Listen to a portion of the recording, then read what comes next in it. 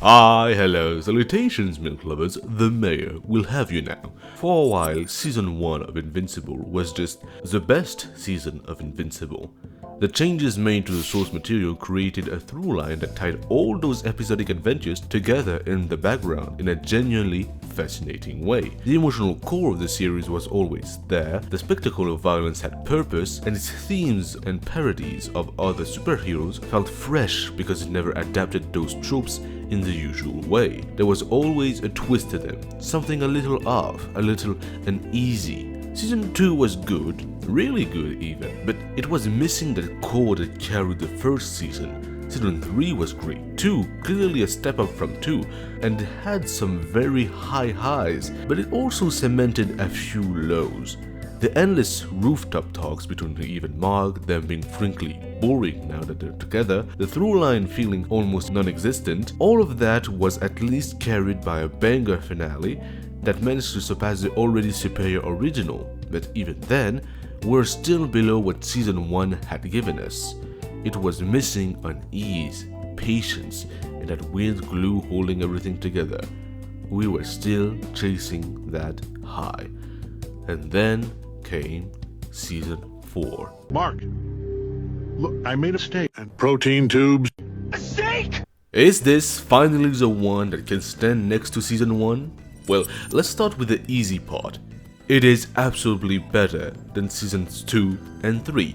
Now, I'm writing this as of episode 6, you'll get my immediate-ish reaction to episode 7 and the finale afterwards. But for now, understand that episode 6 is where most of this video is coming from, and I can only hope my praise will carry on into the last 2 episodes. Let's start with the most surface level thing first, how the show looks and feels.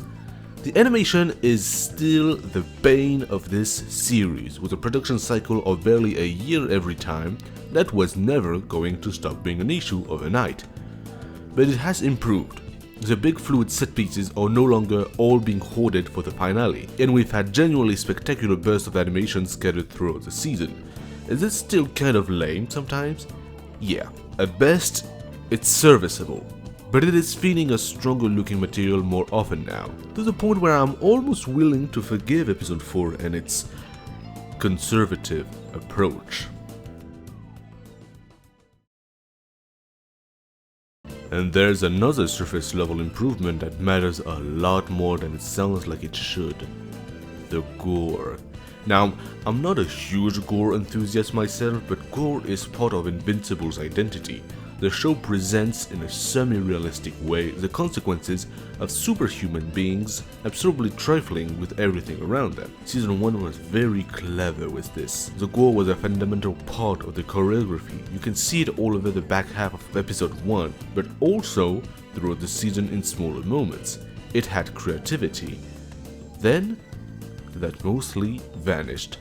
Decapitations, impalements, dismemberments, bones sticking out of bodies. It started getting repetitive fast. Effective sometimes, sure, but repetitive. It was often the same few images with only occasional highlights, and not enough of them. Well, I'm happy and disgusted to report that this issue is largely resolved in season 4. The approach is much more creative again, and that creativity is present in almost every episode, even when it's sitting next to the more basic core we're used to by now.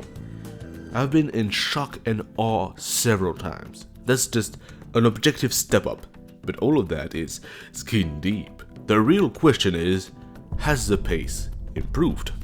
Season 3 had a repetitive drag to it. Mark's crumbling morality stretched on and on, with the same questions and the same examples nudging him towards the path he's now on. And that came at the expense of everything else.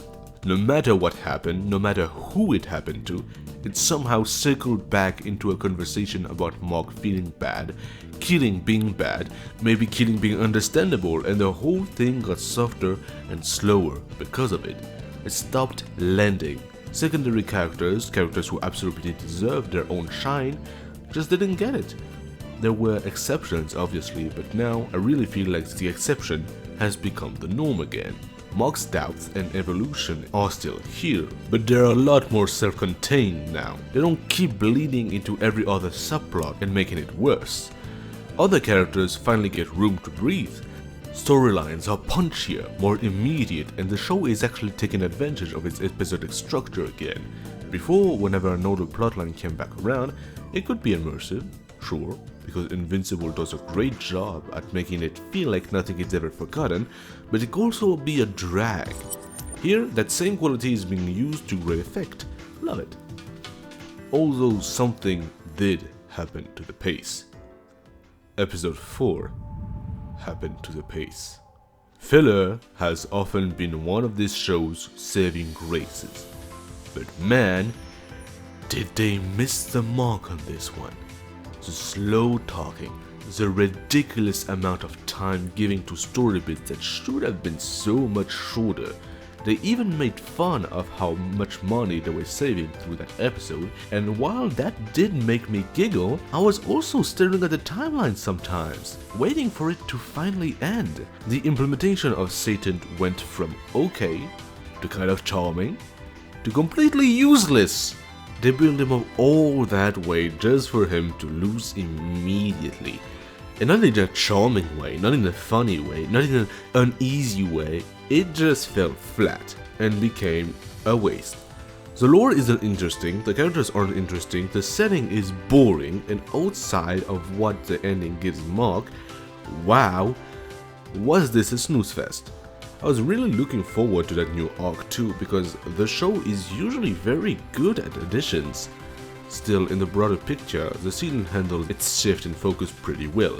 The plot gets a lot more space heavy in the latter half, which naturally leaves less room for the Earth-based characters to have their own side stories, but honestly, it works. It's still entertaining overall. Yippee. The show is much more Viltrumite heavy now that we're actually reaching the boiling point of that whole plotline. And the backstory in episode 2 was a fantastic addition. I was locked in. I am a bit sad that we're getting less Debbie, Paul and Cecil, but our space cast is almost just as entertaining, which is not a small compliment. Omni-Man being a major character again is a treat, and Mark is finally earning respect from all around the community, which is really satisfying to see. We're finally seeing the payoff of him always fighting uphill. He's getting to those higher tiers at last. Tech Jacket is interesting, and apparently the gender band didn't really change much of the original personality, and that personality works. I like her. I'm just still a little unsure why she needed to be this important. She's useful in a support role, sure, but the show introduces her with a level of presence that makes it feel like she should be doing more than repeatedly closing in on the threat and then needing to be saved. I'm intrigued by Robot's whereabouts too, although the Invincible fandom does have a tendency to spoil absolutely fucking everything, so I know a bit too much about where we're heading. Even then, I'm still being surprised often enough that it's not ruining things, which is good. I didn't expect the Conquest rematch to be this soon, for example, so there's still a lot left to speculate on in terms of how exactly we get from here to there. So, I've said most of what I wanted to say for now, and I'll leave you with a pre-conclusion before I go experience the rest of the season. I honestly think the answer is yes. We finally have a season that can stand next to season 1, and I'm very happy to be able to say that. Season 1 has strength the show has never really touched again, but Season 4 improves in so many of the areas where the series has been struggling that I'm comfortable saying it. We are back!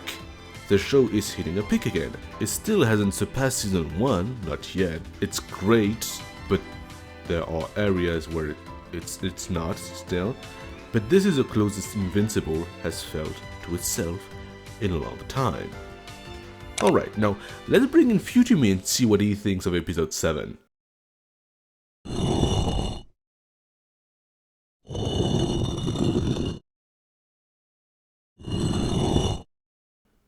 It was okay.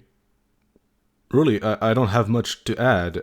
What I said about the animation holds, serviceable during most of it, a bit of mediocrity and a dash of fantastic fluidity, pretty expected. The gore held up, and when it came to the story, mostly battle this episode. A bit sad about the lack of Battle Beast, and Thrag is starting to warm up to me, but I just didn't expect him to be that much of a melancholic figure. Oh, and yeah, another Viltrum flashback. The destruction of Viltrum was a sight to behold. So cute! So cute! And we've reduced Viltrumite numbers again, which seems to have led to another tactic to win the war: breeding. That's maybe the finale's big set piece will be a gigantic porno. I hope this wasn't the climactic battle of the season and that the Earth invasion will provide something better for the last episode, because if it doesn't, well, the climax will be a letdown. Like season 2, not bad, just not great. Okay, so what does next week me have to say? Okay. It was okay. I said earlier that if the Battle of Viltrum ended up being the final set piece of the season, I'd be a little disappointed. And yeah, that feeling is still there. A lot of the episode had me slightly apprehensive, but as it went on, and as we spent more time with Debbie, Nolan, and Mark actually dealing with the aftermath of everything, I ended up leaving pretty pleased.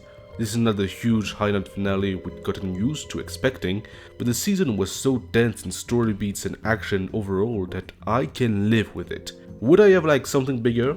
Maybe. I mean, there are still 37 Viltrumites left. Only a handful of them even matter. I'm sure we could have afforded to lose a few, but still, I'm satisfied. I was also starting to feel that they were going to make Nolan and Debbie a thing again, and this episode really pushes that idea further. They somehow made Nolan even more terrible in some ways, and yet his apology scene was written well enough that I actually started buying the possibility of them getting back together down the line.